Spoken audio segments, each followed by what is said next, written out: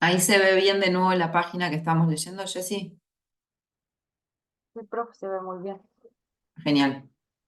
Porque se me apareció algo raro y no estaba segura de si estaba funcionando bien. Gracias. Bueno, ¿de Chomsky leyeron algo? Ya que estaban con Saussure, ¿vieron algo de Chomsky? ¿No? No, Chomsky no, profe. Chomsky es interesante para pensar en relación con lo que vamos a hablar después de este cuento largo, porque Chomsky también, en realidad, es un lingüista, pero es un tipo que se formó en el MIT, que es el Massachusetts Institute of Technology, y son los pioneros de la Academia de Tecnología en relación con las computadoras, ¿no? O sea, todo el desarrollo, si alguien quería estudiar algo que tenía que ver con la computación, sobre todo hace 50 años atrás, cuando la cosa recién estaba empezando y no era algo del público de acceso público, sino que todavía se estaba estudiando cómo hacer una computadora, bueno, ibas ahí a estudiar, como todos los grandes mentes que tenían que ver con el mundo de la computación, con la informática y bla, bla, bla, estaban ahí en el MIT. Y él es lingüista, pero estudió ahí. Y eso le dio,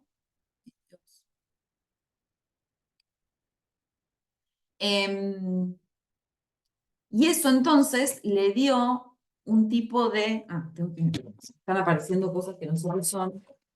Ya sé qué son, que se me está quedando sin batería la computer. Ujú. Sí, profe, le salió una alerta. ¿Cómo? Le apareció una alerta, Sí, creo. sí, me aparecen alertas, cosas.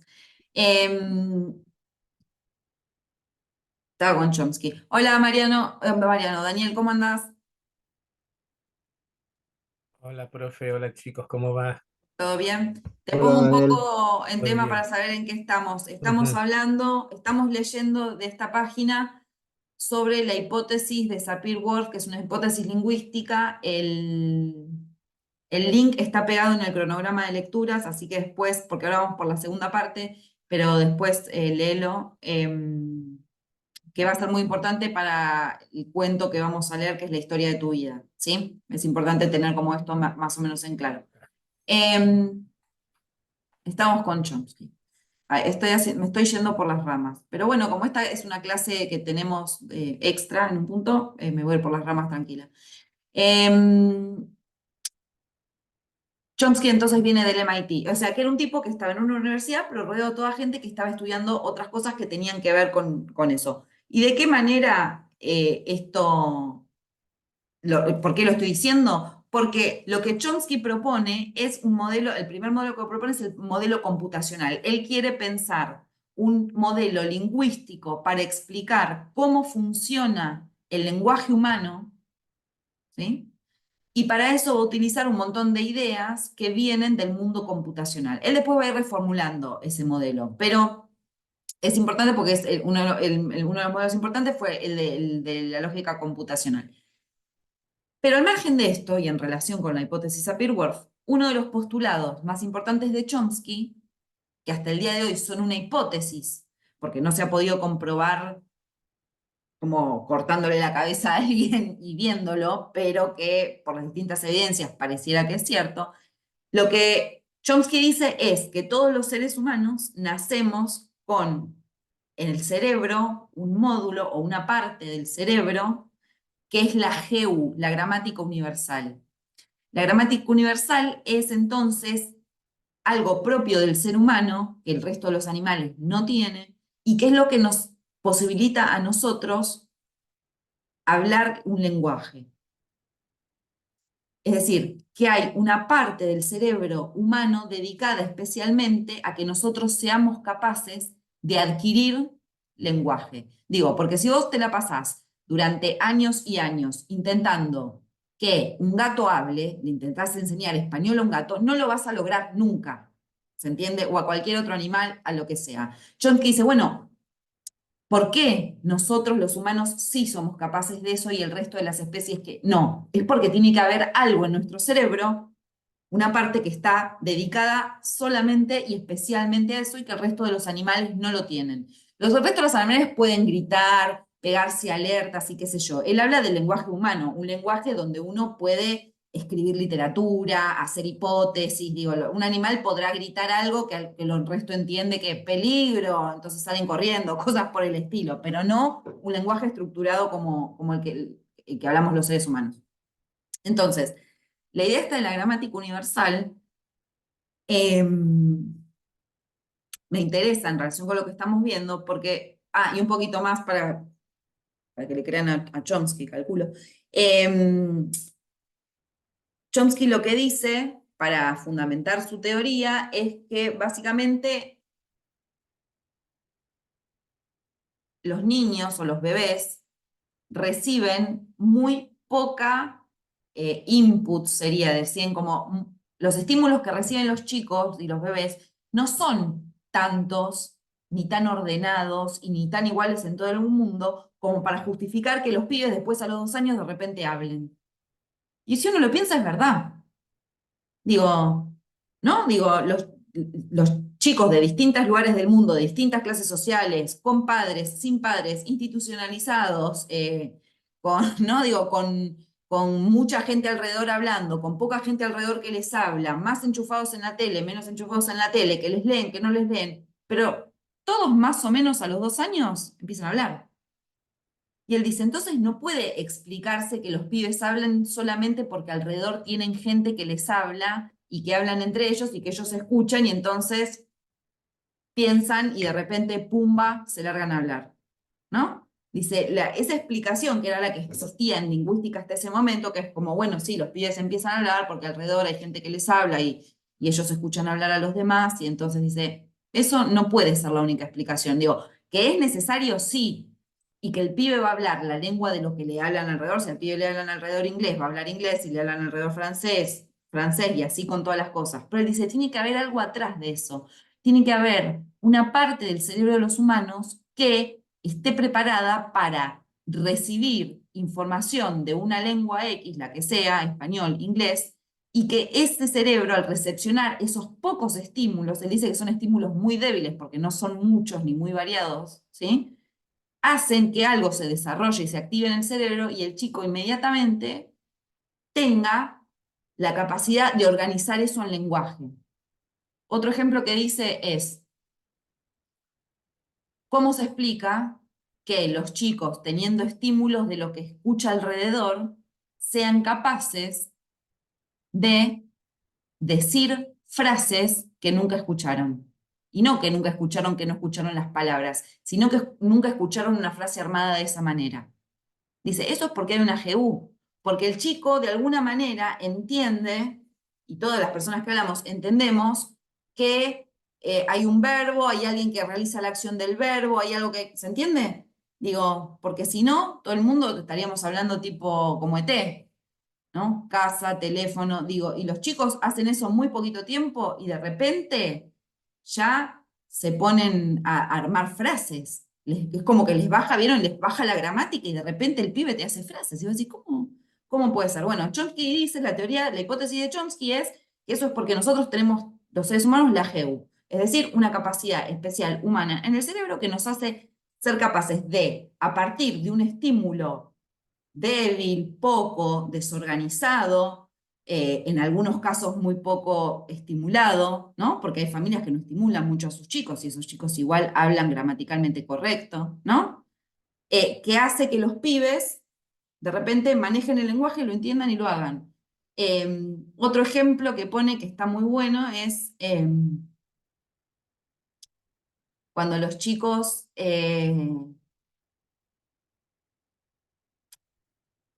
dicen los verbos mal, pero los dicen mal de acuerdo a cómo está esperado que se conjugue ese verbo en pasado, por ejemplo. ¿Vieron que los chicos dicen andó? Él andó en moto en vez de él anduvo en moto. Y el pibe nunca escuchó a su alrededor que la gente dice andó. Entonces, ¿por qué comete un error si nunca lo escuchó mal dicho? O sea, si todo fuera estímulo, el pibe tendría que haber recibido el estímulo de alguien que dice, él andó en moto, y entonces él reproduce, él andó en moto. Y el pibe nunca escuchó eso. ¿Por qué hacen eso? Porque andó sería la conjugación lógica de ese verbo. El anduvo es irregular. ¿Se entiende? yo ando, tú andas, yo anduve, él anduvo. Lo esperable sería andó, andó, andó, ¿sí? Entonces el chico, ¿qué es lo que en realidad tiene en la cabeza? Sin saberlo o sin poder identificarlo, tiene la conjugación de los verbos terminados en ar en español en pretérito perfecto simple. Lo tiene, por eso dijo anduvo, por eso dijo andó, digo. Porque él empezó a amar, ¿no? Yo amé, vos amaste, él amó. Yo andé, ¿se entiende? Digo, el chico tiene eso en la cabeza y es fantástico, digo. No sé si estoy yo solo loca copada con esto, pero bueno, me van a tener que aguantar. Pero si ustedes van a dar clase, es lindo saber estas cosas y pensarlas. Entonces digo, sí, claramente tiene que haber algo en el cerebro. Que el pibe, porque además al pibe nunca nadie se le sentó adelante y le dijo, yo amé, vos amaste, él amó, nosotros amamos. Digo, ¿alguien se te enseña así a los chicos a hablar? Nadie. Pero los pibes de alguna manera después saben cuál es el paradigma de la conjugación de un verbo. ¿Cómo pueden saber eso si nadie se los enseñó sistematizadamente? Bueno, tenemos que quererle a Chomsky y pensar que todos tenemos la G-Way adentro y que a partir de estímulos revoleados por ahí de alguna manera, el cerebro eso lo agarra, lo sistematiza y lo ordena porque tiene una parte que está preparada para eso. ¿Quedó claro esto que expliqué? ¿Sí? Bien. No es el punto, pero no importa, es importante para la vida de ustedes como profesional. Y si después les toca leer Chomsky, ya van a tener un poco más de... Es difícil Chomsky, es siempre un cuco leer Chomsky, pero bueno, después cuando uno un poco lo entiende, mejora. Entonces pasamos a la hipótesis fuerte, no a la débil. Dejamos la fuerte y vamos a la débil. Entonces la fuerte la dejamos de lado por ser bastante fascista, porque además no se comprueba en la realidad. La hipótesis débil del relativismo. Acuérdense que la anterior era determinismo, es decir, la lengua que vos hablas te determina. Y acá no, es algo más relativo. Y dice, la hipótesis determinista inicial fue con el tiempo modificada ante la evidencia de que los ejemplos utilizados para defenderla no resultaban completamente válidos ni demostraban una determinación total del pensamiento por parte del lenguaje. Sin embargo, la teoría del lenguaje de Sapir-Whorf se ha desarrollado en una segunda versión, según la cual, si bien la lengua no determina per se el pensamiento y la percepción, sí resulta un elemento que ayuda a darle forma e influencia en el tipo de contenido al que se presta mayor atención. Por ejemplo, se propone que las características del idioma hablado pueden influir en el modo en el que se conciben ciertos conceptos, me abren cosas, perdón, ciertos conceptos o en la atención que reciben ciertos matices del concepto en detrimento de otro. Entonces, volvemos a los esquimales. No es que nosotros seamos más idiotas que los esquimales porque no tenemos 19 formas de decirle a la nieve o que ellos no sé qué, sino que eso va a hacer que ellos puedan manejarse mejor en la nieve que cualquiera de nosotros. Y eso no es mejor o peor, digo, lo es. Si a nosotros nos revolean en el polo, es probable que terminemos muertos de frío, ¿no? Nosotros 4. En cambio, un esquimal va a tener un conocimiento que tiene que ver con lo lingüístico, que va a hacer que se maneje de otra manera y tenga un mayor conocimiento para eso en ese momento. Y nosotros para otras cosas. Otro ejemplo puede ser, había dicho que les iba a decir algo y me olvidé, ¿qué era?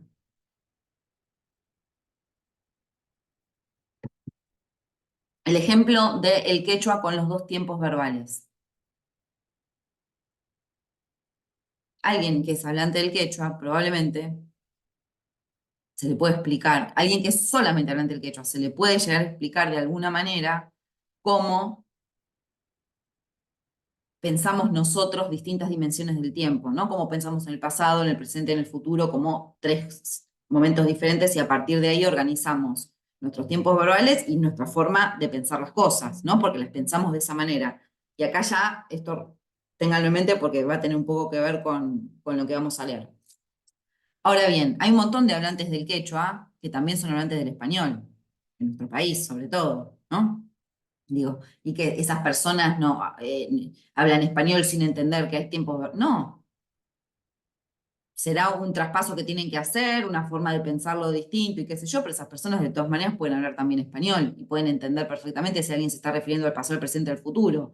No sé, no sé siquiera si en el quechua, aunque no existan esos tiempos verbales, no existen palabras que marcan, que vos decís, yo comer ayer, y decís ayer, es como si dijeras yo comí, ¿se entiende? O yo comer antes, y ahí no tenés un tiempo verbal, pero tenés un adverbio de tiempo que te está marcando que eso fue en un momento anterior al momento en el que vos estás hablando, ¿no? O yo comer más adelante, entonces sería una idea de futuro, digo.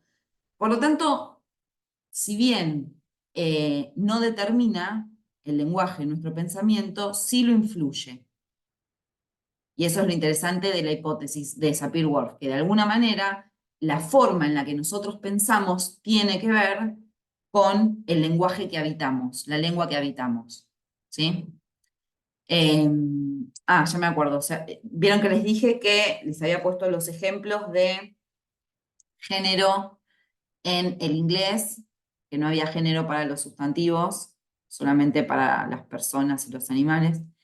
Y se hicieron, yo ahora no me acuerdo exactamente bien los resultados como con detalle, pero yo sé que se hicieron estudios, sobre todo ahora con toda la cuestión del feminismo y con la cuestión de usar la E o no la E en las lenguas romances como en las nuestras que sí distinguen género y bla, bla, bla. Se habían hecho experimentos con, por un lado, hablantes del inglés, creo que eran hablantes de inglés, hablantes del alemán y hablantes del español, ponele.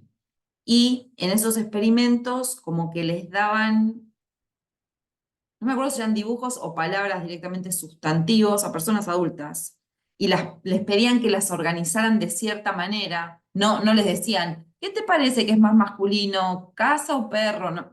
No, pero bueno, pero los hacían de alguna manera organizar esos sustantivos de alguna manera, y se había notado que en el caso de los hablantes del español, el género había hecho que los organizaran de una forma que tenía que ver con el género.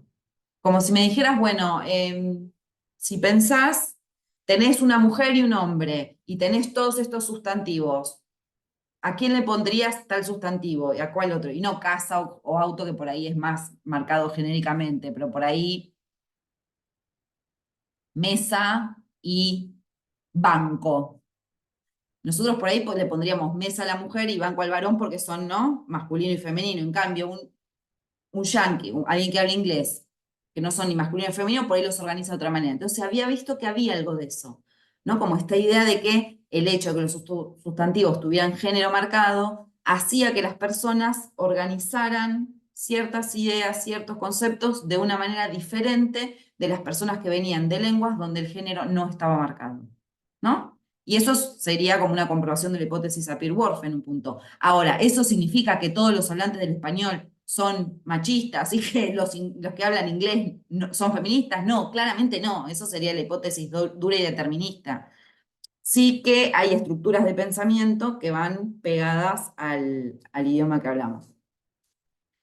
Bien, evidencias. Esta segunda versión sí ha hallado cierta demostración empírica, puesto que refleja que el hecho de que a una persona le cueste conceptualizar determinado aspecto de la realidad, debido a que su lenguaje no lo contempla, hace que no se centre en dichos aspectos. Por ejemplo, mientras un hablante del español tiende a prestar mucha atención al tiempo verbal, otros, como el turco, tienden a centrarse en quién realiza la acción, o el inglés en la posición espacial. De este modo, cada lengua favorece resaltar aspectos concretos que a la hora de actuar en el mundo real puede provocar reacciones y respuestas ligeramente diferentes. Por ejemplo, al hablante del español le será más sencillo recordar cuándo ha ocurrido algo que dónde, si se le pide que lo recuerde. Esto me parece interesante, ¿no? O sea, para nosotros los tiempos verbales son muy importantes, porque el español tiene un montón de tiempos verbales. No sé cuántos otros idiomas tienen tantos tiempos verbales como el nuestro. Y según esto, el inglés le da mucha más importancia a las cuestiones espaciales y el turco a los que realizan la acción. Entonces, bueno, esto significa que un inglés no va a saber entender si eso se hizo en el pasado o si es algo que se va a hacer en el futuro. No, claramente no, pero que sí van a retener información o que van a prestar más atención a aspectos que nosotros los hablantes del español no le prestaríamos tanta atención. También puede observarse a la hora de clasificar objetos. Mientras que algunos pueblos van a utilizar la forma para catalogar objetos, otros tendrán a asociar las cosas por su material o por su color. El hecho de que no exista un concepto determinado en el lenguaje provoca que aunque seamos capaces de percibirlo, no tendamos a prestarle atención. Si para nosotros y nuestra cultura no es importante si lo que ocurrió pasó hace un día o hace un mes, si nos preguntan directamente por cuándo ocurrió, nos será difícil dar una respuesta, ya que es algo en lo que nunca hemos pensado. O si nos presentan algo con una característica extraña, como un color que no hayamos visto nunca, este podrá ser percibido, pero no será determinante a la hora de realizar distinciones, a menos que la coloración sea un elemento importante en nuestro pensamiento. Bien, ¿quedó más o menos claro esto? ¿Se entendió la hipótesis de Sapir-Whorf, la fuerte, la del determinismo, y la débil, que es la del relativismo lingüístico? Bien, dejo de compartir. Entonces, ahora con que tenemos, ustedes confíen, porque esto tiene que ver con lo que estamos por leer, y es mejor que lo hayamos visto antes, y antes de que empiecen a leer el cuento, tengan confianza. Ahora sí, si quieren, agarremos el cuento, la historia de tu vida. Daniel está si te lo querés bajar, está en el Drive. Vamos a leer el cuento un poco ahora.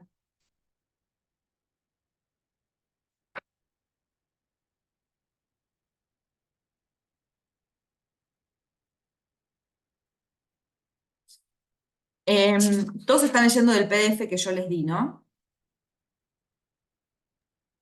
Entonces, les voy a pedir que lean, así yo guardo un poco la voz, las páginas 1, 2, 3, 4 y 5. ¿Les parece? Y vayan viendo qué ven, qué marcan, como siempre. Es las primeras 5 páginas del cuento. Hasta la frase que dice, es acá al final de la quinta página, esto que dice, el policía militar comprobó mi identificación y no sé qué. ¿Sí?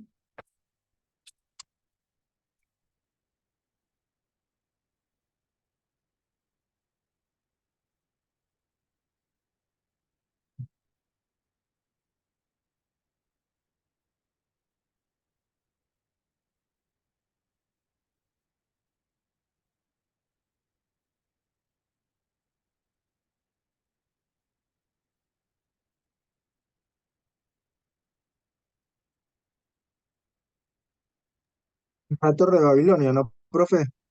¿Faltó qué? La Torre de Babilonia, ¿no? No, no, la historia de tu vida.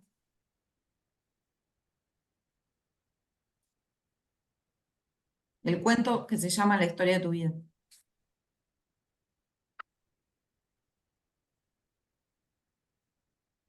Sí, de Ted Chiang. Sí, pero miren que lo puse en el ¿No? cronograma. El libro se llama La historia de tu vida. Tiene muchos cuentos adentro. Y uno de esos cuentos se llama Ah, también La historia de tu vida. Y lo que tenían que leer era el cuento La historia de tu vida. ok, lo busco, lo busco. No, no sé en qué posición está, no sé cuál es. No, ahí lo busco. No sé si tiene un índice el archivo para que te fijes.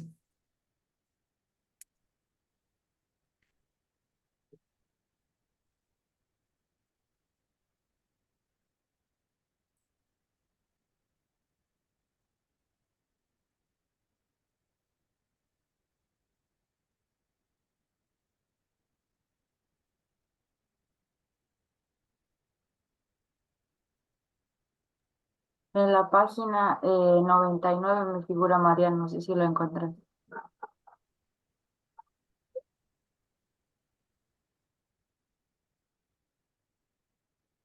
Ahí está, gracias. Gracias, Jessy.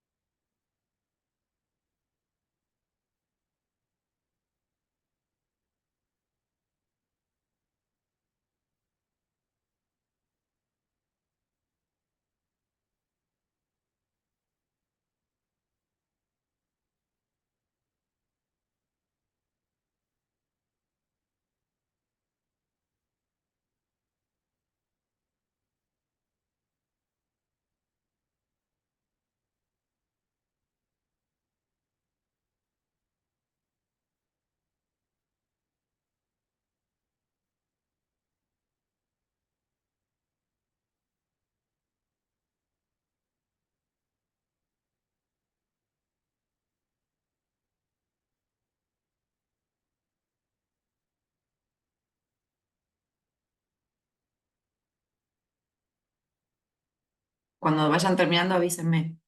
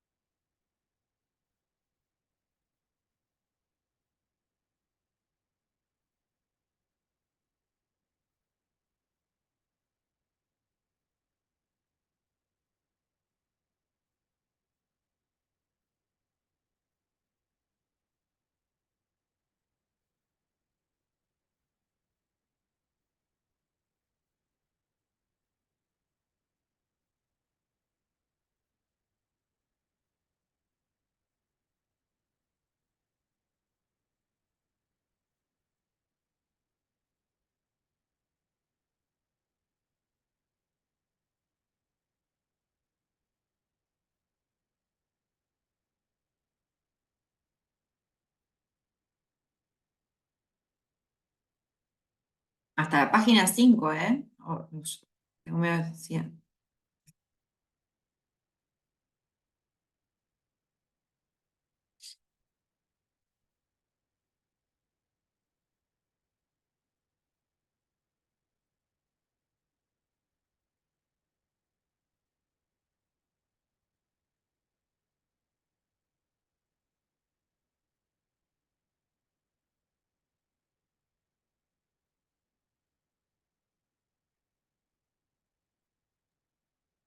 Mi profe. Ok. Sí, yo también. Listo, profe. Bien. Los escucho. Lo que quieran decir, algo, ustedes.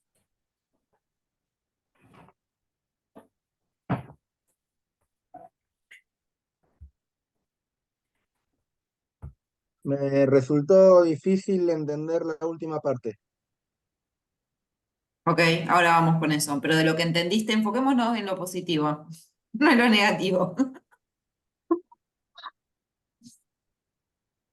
Bueno, quieren A comunicar que ver, van. les tiro ideas a ver si cabe, porque ustedes no hablan mucho, necesito que hablen más. Em, ¿Por qué creen que estuve hablando 1 hora y pico sobre la hipótesis Sapir-Whorf y el lenguaje y las cosas? Si hay algo de eso que les parece que puede tener, aunque sea en este punto muy inicial, algo que ver con lo que está pasando. Retomar la idea esta de ese tú, esa segunda persona que les dije que es rara, que aparece ahí en el título. Eh, Cómo aparece el tiempo hasta ahora en lo que estamos viendo. Les hablé también de que se contaban dos historias en este cuento, que era un relato dual, doble. Algo, si algo de todo eso les resuena, ¿vieron algo? A mí en primer momento, retomando esto de la segunda persona, fue lo primero que me llamó la atención cuando comencé la lectura, ¿no? Porque cuando se utiliza la segunda persona es como que nos están hablando a nosotros, nos incluyen a nosotros dentro Pero del acá pasa relato. eso, acá te están hablando a No, vos. no, no, no, no, no, Ah, por eso, pero digo, la primera impresión que uno tiene es como que nos incluyen a nosotros, porque es poco común que se utilice la segunda persona gramatical. Así tan de manera directa, ¿no? Después claramente nos damos cuenta que le está hablando a la hija, ¿sí? Eh, Eso fue lo bien. primero, cuando hablaste recién de la persona gramatical, fue lo primero que me llamó la atención. Después, al principio no entendía de qué estaban hablando, pero después cuando ya concretamente quieren hacer escuchar eso, cuando, cuando dicen que están las personas ahí afuera, eh, ahí se me vino a la mente la idea de los extraterrestres.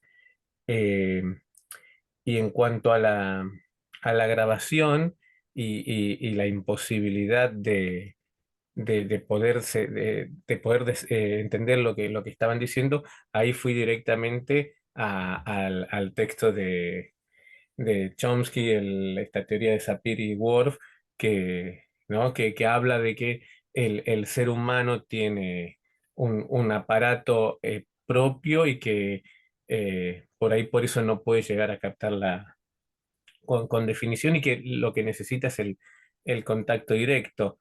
Eh, pero ahí voy así como uniendo Veo. algunas ideas de Sí, lo que sí, me sí, voy está bien. acordando Esa era de la lo idea que de lo que leí. los pedía. Ujú. Igual solo quiero decirte que lo de Chomsky era un módulo cerebral. Acá lo que ella está Ujú. diciendo es el Claro, aparato es la fonador. laringe. Son cosas Ujú. totalmente distintas, porque una Ah, cosa bien. es